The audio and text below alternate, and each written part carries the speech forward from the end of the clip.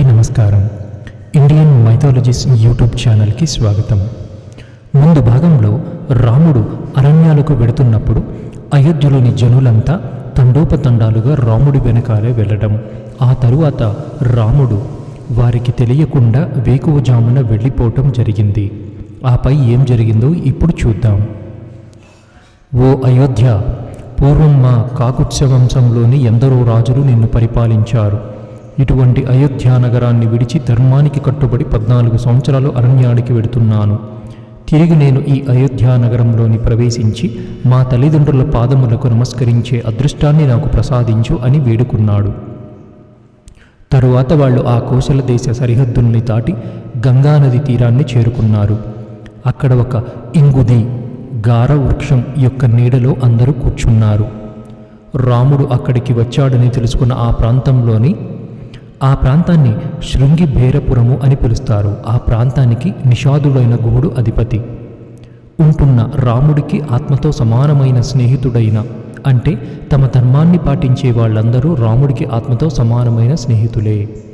గుహుడు పరుగు పరుగున వచ్చి రాముడిని గట్టిగా కౌగిలించుకొని ఇలా అన్నాడు: రామ, ఇది కూడా నీ రాజ్యమే, ఇది కూడా నీ అయోధ్య అని అనుకో. నీ కోసమని రకరకాల పదార్థములు అన్నరాసులు తీసుకొచ్చాను, తీసుకోరామా అని అన్నాడు.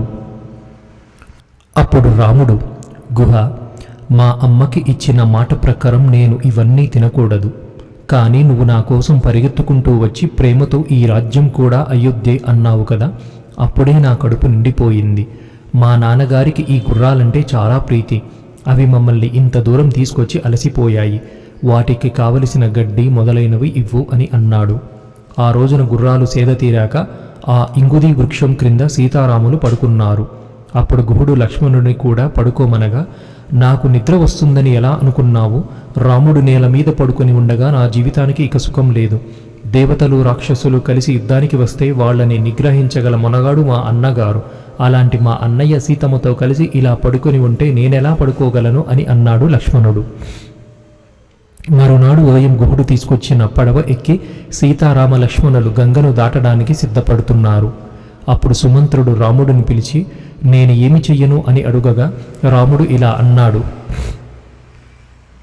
నువ్వు తిరిగి అయోధ్యకి వెళ్ళి మా తండ్రి గారికి 3 తల్లులకు నమస్కారములు చెప్పు. కౌసల్యని సర్వకాలములు యందు దశరథుని సేవించమని చెప్పు. భరతుడిని కుశలమడిగానని చెప్పు. వృద్ధుడైన చక్రవర్తిని ఏ ఒక్క కారణం చేత బాధ పెట్టవద్దని చెప్పు. తండ్రి మనస్సును అనుగుణంగా పాలించపని చెప్పు అని అన్నాడు. అప్పుడు సుమంత్రుడు: రామ, నేను మీతోనే వస్తాను, మీ సేవ చేసుకుంటాను. ఏ రథం మీద మిమ్మల్ని అరణ్యాలకు తీసుకువచ్చానో ఆ రథం మీదే మిమ్మల్ని 14 సంవత్సరాల తరువాత అయోధ్యకు తీసుకువెడతాను అన్నాడు. నువ్వు నాతో వస్తే కైకమ్మకి అనుమానం వస్తుంది. రాముడు అరణ్యవాసం చేయకుండా రథం మీద తిరుగుతున్నాడనుకుంటుంది. అందుకని నువ్వు ఖాళీ రథంతో వెనక్కి వెళ్ళు. రాముడు గంగని దాటి అరణ్యాలకు వెళ్ళాడని చెప్పాలి. అప్పుడు ఆమె సంతోషిస్తోంది. అందుకని నువ్వు బయలుదేరాలి అన్నాడు. వెంటనే సుమంత్రుడు అయోధ్యకి బయలుదేరాడు. అప్పుడు రాముడు గుహుడిని పిలిచి, గుహ, ఇక నుంచి నేను ఒక తపస్వి ఎలా బతుకుతానో అలా బతకాలి. అందుకు నువ్వు నా కోసం మర్రిపాలు తీసుకురా అన్నాడు. అప్పుడు రాముడు గుహుడిని ఆ మర్రిపాలను తన తల మీద పోసి లక్ష్మణుడి తల మీద కూడా పోయమన్నాడు. మర్రిపాలు పోశాక జిగురుతో ఉన్న ఆ జుట్టును జటల కింద కట్టేసుకున్నాడు. అక్కడున్న వాళ్ళందరూ రాముడి యొక్క ధర్మనిష్టకు ఆశ్చర్యపోయారు. రాముడు, నేను ఈ 14 సంవత్సరాలు నా క్షాత్ర ధర్మాన్ని పాటిస్తూ బ్రహ్మచర్యంతో కూడిన అరణ్యవాసాన్ని చేస్తాను అన్నాడు. తరువాత రాముడు లక్ష్మణులను పిలిచి, ముందు మీ వదినని పడవ ఎక్కించు, నువ్వు ఎక్కు అని చెప్పి వాళ్ళు పడవ ఎక్కాక ఆయన కూడా పడవ ఎక్కారు. అలా సీతారామ లక్ష్మణులు గంగని దాటి అవతలి ఒడ్డుకు వెళ్ళారు. అక్కడి నుంచి అలా కొంత దూరం వెళ్ళాక చీకటి పడేసరికి వాళ్ళందరూ ఒక చెట్టు కింద విడిది చేశారు. అప్పుడు రామలక్ష్మణులు వెళ్ళి 3 మృగాలను సంహరించి వాటిని తీసుకొచ్చి అగ్నిలో బాగా కాల్చి ఆ మాంసాన్ని 3 తిన్నారు. తరువాత అక్కడే పడి ఉన్న ఎండుటాకుల మీద పడుకున్నారు. అప్పుడు రాముడు లక్ష్మణ్ను పిలిచి, లక్ష్మణ, నాకు ఒక ఆలోచన వచ్చింది. భరతుడు యువరాజు పట్టాభిషేకం చేసుకున్నాక కౌసల్యని సుమిత్రని బంధిస్తాడు. అందుకని నువ్వు బయలుదేరి అయోధ్యకి వెళ్ళిపో అన్నాడు. రాముడి మాటలు విన్న లక్ష్మణుడు ఇలా చెప్పసాగాడు: అన్నయ్య, తప్పకుండా వెళ్ళిపోతాను. కానీ ఈ మాట నాకు చెప్పినట్టు నిద్రపోతున్న సీతమ్మ కూడా చెప్పవే. సీతమ్మ నిన్ను విడిచిపెట్టి ఉండలేదు కనుక ఆ విషయం నీకు తెలుసు కనుక సీతమ్మని వెనక్కి వెళ్ళి కౌసల్య, సుమిత్ర, దశరథుల సేవ చేయమని నువ్వు ఆజ్ఞాపించవు. నిన్ను విడిచిపెట్టి వెళ్ళి నేను ఉండగలని ఎలా అనుకుంటున్నావు? అందుకని నన్ను వెళ్ళిపోమంటున్నావా? నీటిలో ఉన్న చేప పిల్లను పైకి తీసి ఒడ్డున పారేస్తే తన ఒంటికి తడి ఉన్నంత వరకు ప్రాణములతో ఉండి ఆ ఒంటి తడి ఆరిపోగానే ఎలా ప్రాణములను వదులుతుందో అలా వెనక్కి తిరిగి వెళ్ళిపోతూ నిన్ను చూస్తూ నువ్వు ఎంతసేపు కనపడతావో అంతసేపు ప్రాణములతో ఉండి నువ్వు కనపడడం మానేయగానే ఈ ప్రాణములు విడిచేస్తాను అన్నయ్య అన్నాడు. లక్ష్మణ, 14 సంవత్సరాల అరణ్యవాసంలో మళ్ళీ నిన్ను ఈ మాట అడుగను. నువ్వు నాతోనే ఉండు అని రాముడు లక్ష్మణుడితో అన్నాడు. మరునాడు ఉదయం కొంత దూరం ప్రయాణించగా వాళ్ళకి అక్కడ ఒక ఆశ్రమం కనపడింది. అది భరద్వాజముని ఆశ్రమం. ఆ ఆశ్రమంలో భరద్వాజుడు శిష్యులకు వేద పాఠాలు చెప్పుకుంటూ కాలం గడుపుతున్నాడు. ఆయన త్రికాలవేది. రాముడు ఆశ్రమంలోనికి ప్రవేశించి తనను తాను పరిచయం చేసుకుని తర్వాత తన పత్నిని, సోదరుని పరిచయం చేసి భరద్వాజకి నమస్కారం చేసి కుశల ప్రశ్నలు అడిగాడు. ఆ రాత్రి ఆశ్రమంలో గడిపాక మరోనాడు ఉదయం భరద్వాజుడిని రాముడిని 14 సంవత్సరాల అరణ్యవాసాన్ని తన ఆశ్రమంలోనే గడపమన్నాడు. అప్పుడు రాముడు, మీ ఆశ్రమం మా రాజ్యానికి దగ్గరలోనే ఉంది. తాను ఇక్కడే ఉంటే జానపదులు తనను చూడడానికి వస్తుంటారు. నేను రాజ్యానికి దగ్గరలోనే ఉండిపోయానని కైకమ్మనికి ఇబ్బందిగా ఉంటుంది. అందుకని నిర్జనమై ఎవ్వరూ లేని చోటికి వెళ్ళిపోతాను. కావున క్రూర మృగముల వల్ల, రాక్షసుల వల్ల ప్రమాదం లేనటువంటి ఒక యోగ్యమైన ప్రదేశాన్ని మీరు నిర్ణయిస్తే మేము అక్కడ పర్ణశాల నిర్మించుకొని ఉంటాము అని అన్నాడు. భరద్వాజుడు ఇలా అన్నాడు, ఇక్కడ నుండి బయలుదేరి యమునా నదిని దాటండి. దాటాక కొంచెం ముందుకు వెళితే మీకు ఒక గొప్ప మర్రి చెట్టు కనపడుతోంది. ఆ చెట్టుకి ఒకసారి నమస్కారం చేసి ముందుకు వెళితే నీలము అనే వనం కనపడుతోంది. ఆ వనంలో మోదుగ చెట్లు, రేగు చెట్లు ఎక్కువగా ఉంటాయి.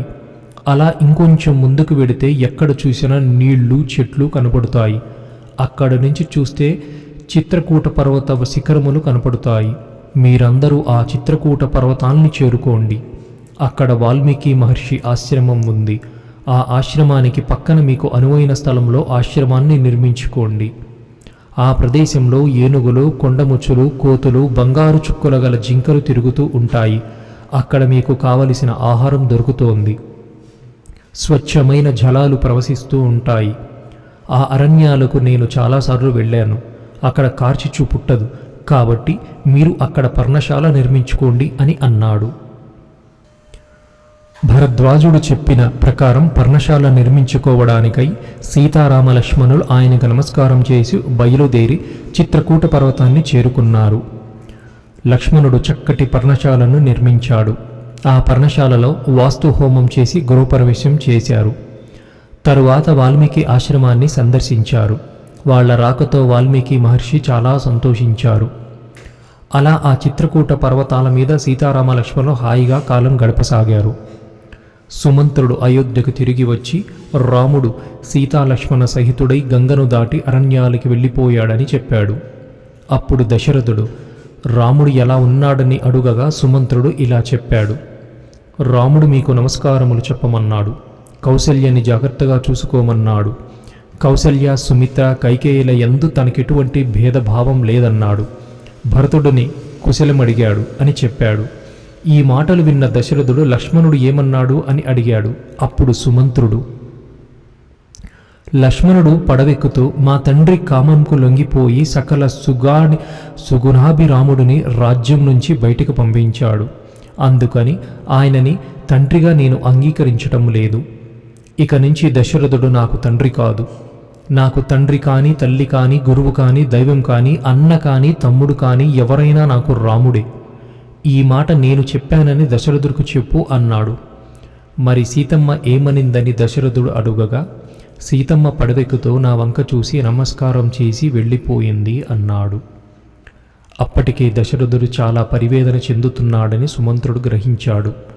రాజుని ఓదార్దామని సుమంత్రుడు ఇలా అన్నాడు. ఏమీ లేదయ్యా, వాళ్ళు చాలా సంతోషంగా ఉన్నారు. రాముడితో పాటు సీతమ్మ సంతోషంగా నడుస్తూ ఆ వనాలని ఉపవనాలని అన్నింటినీ చూస్తోంది. సీతమ్మ అరణ్యంలోకి వెడుతుంటే హంసలు కూడా ఆవిడలాగానే నడుద్దామని ప్రయత్నిస్తున్నాయి.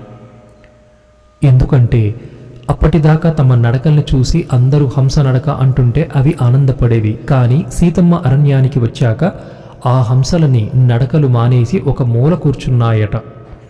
మీరు ఎందుకు నడవటం లేదు అని ఎవరన్నా అడిగితే అవి మాకన్నా అందంగా నడిచే ఆవిడ కొత్తగా అరణ్యానికి వచ్చింది. ఆమె నడక ముందు మా నడక ఏ పాటిది అని నడవటం మానేసి ఒక మూలన కూర్చున్నాయట. అలా నడిచిందయ్యా సీతమ్మ అని సుమంత్రుడు అన్నాడు. అప్పుడు కౌసల్య, ఒక స్త్రీ భర్త చేత, కొడుకు చేత, జ్ఞాతులు అంటే బంధువుల చేత రక్షింపబడాలి. భర్తవై కూడా నువ్వు నాకు రక్షణ ఇవ్వలేదు. నాకు ఉన్న ఒకే ఒక్క కొడుకును కూడా నా దగ్గర లేకుండా చేసేశావు. నాకు జ్ఞాతి అన్నవాడెవ్వడూ దగ్గరలో లేరు. నువ్వు చేసిన ఈ దారుణమైన పని వలన నేను నా కొడుకును దూరమయ్యాను. కాబట్టి నేను దిక్కులేని చావైనా చస్తాను, లేకపోతే రాముడి దగ్గరికన్నా వెడతాను. ఇక నేను నీ ముఖం చూడను, నీ దగ్గర ఉండను అనింది. మా ఈ యూట్యూబ్ ఛానల్ రామాయణం నేటి తరాలకు భావి తరాలకు తెలియడానికి ఎపిసోడ్స్ వారీగా పోస్ట్ చేయటం జరుగుతోంది. దయచేసి మా ఈ ఛానల్ను సబ్స్క్రైబ్ చేసి నలుగురికి తెలియచేయండి. సర్వే జన సుఖినో భవంతు.